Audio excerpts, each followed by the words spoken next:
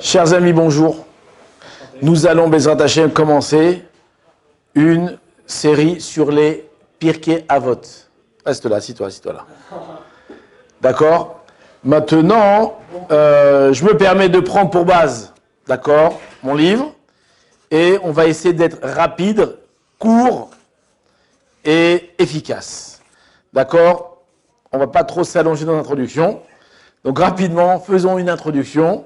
Pourquoi est-ce que les Pirkei Avot s'appellent... D'abord, Pirkei Avot, les gens attendent cette période-là pour étudier les Pirkei Avot, c'est vrai, mais Pirkei Avot, c'est quelque chose qu'on peut étudier toute l'année. Et réellement, si on se contente de notre étude des Pirkei Avot seulement pendant cette période-là, très rapidement, on n'arrivera jamais à atteindre des profondeurs de Pirkei Avot. Pirkei Avot, c'est vraiment un livre de Chazal, des Chachamim, qui contient beaucoup de profondeur.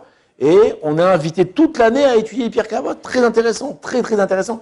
Et surtout à la table de Shabbat, des fois on cherche des sujets à développer. Les Pirkei Avot, c'est petit, c'est concis, c'est sympa. Et c'est très riche. Et c'est pour ça que Chabad, ils lisent jusqu'à Rosh Hashanah? Je sais pas. Alors c'est pas les Chabad, je pense que les Ashkenazim, ils le lisent tout l'été. Après Mincha. Alors il y a toutes sortes de minagim. D'accord? Chez les Prouchim, ils lisent à Mincha, je crois que jusqu'à Rosh Hashanah, t'as dit? Ouais. Maintenant, on va commencer la première question. C'est pourquoi est-ce que ça s'appelle les Pirkei Avot? Qu'est-ce que Chazal, ils ont voulu ici nous faire, nous transmettre comme message? On a besoin Avot. C'est quoi Avot?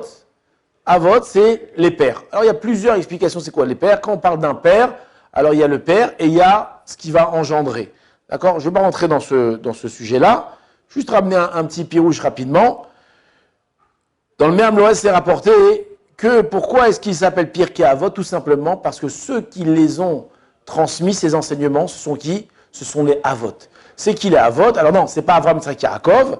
Les Avot, ce sont les pères du monde. C'est qui? C'est Chazal Akdoshim. C'est qui Chazal, nos Chachamim? Alors, on a l'habitude d'appeler Chazal tous les sages de la Mishnah et de la Gemara. D'accord? Tous ceux qui ont écrit donc tout le Talmud et qui ont rapporté aussi tous les Midrashim. Eux, c'est on les appelle Chazal. Maintenant, les Pirkei Avot vont se concentrer sur des enseignements de l'époque des Tanaïm. D'accord? Donc on verra, on va commencer par Antignos Shissocho. Alors lui, Antignos Shissocho, c'est pas un Tana, mais c'est avant. Après, il y aura les Zugot, les Tanaïm, Shammai, Hillel, par avant, il y a Shmaya Vaftalion, etc. D'accord? Donc c'est l'époque des Tanaïm. L'époque des Tanaïm, elle va durer environ 150 ans après la destruction du deuxième Beth Amikdash. Et ensuite, elle va être compilée par qui? Par Rabbi Yehuda Nasi, Rabbi, qui va prendre tous ces enseignements et il va en faire un traité Avot.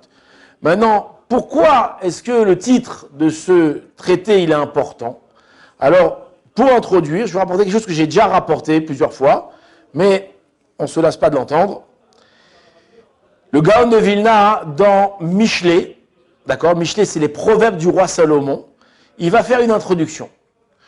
Il va faire une introduction sur le premier verset. On sait que le premier verset donc des proverbes du roi Salomon, comment ça commence? Alors je l'ai rapporté ici. Michelet, Shlomo, Ben David, Melech Israël. Voici donc les proverbes de Salomon, fils de David, roi d'Israël. Le Gaon de Vilna, il pose la question, il dit pourquoi est-ce que le roi Salomon, il a eu besoin de se présenter par ces trois choses, qu'il est Salomon, donc Shlomo, qu'il est le fils de David et qu'il est le roi d'Israël. On le sait, si c'est Salomon, c'est le fils de David, si le fils de David, c'est Salomon, d'accord, on dit, il a plusieurs fils, d'accord, mais bon, celui qui a écrit les proverbes, on sait que c'est Salomon, et qu'il est roi d'Israël, ça aussi on le savait. Pourquoi tu as eu besoin de me enseigner ces trois choses?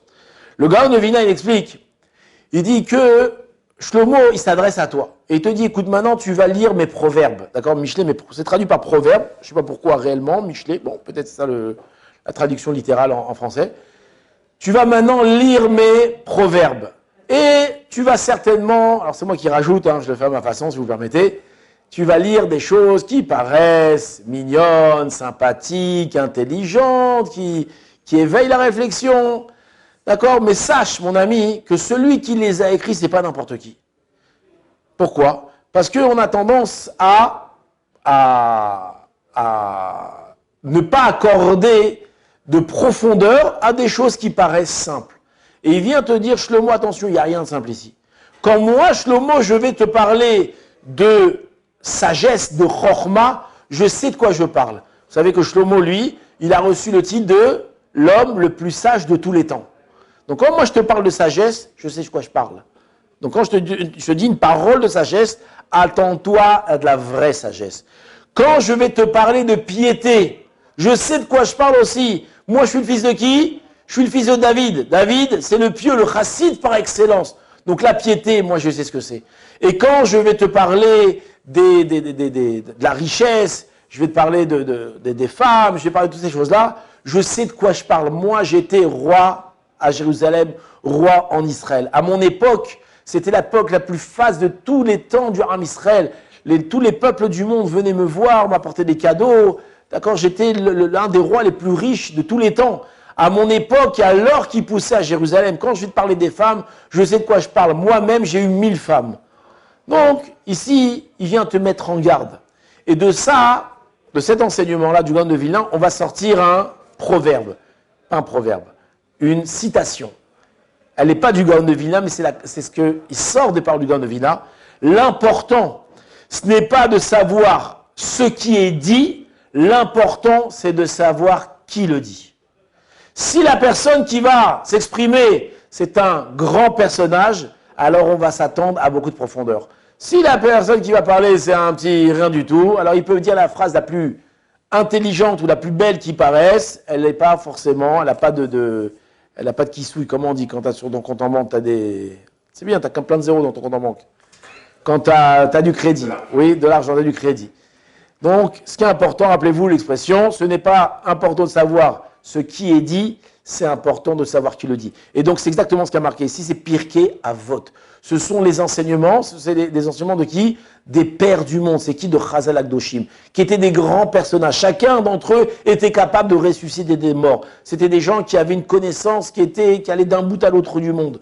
Donc, lorsqu'ils vont te parler de choses, ils vont te parler de choses qui sont très très profondes. Je rajoute encore une explication.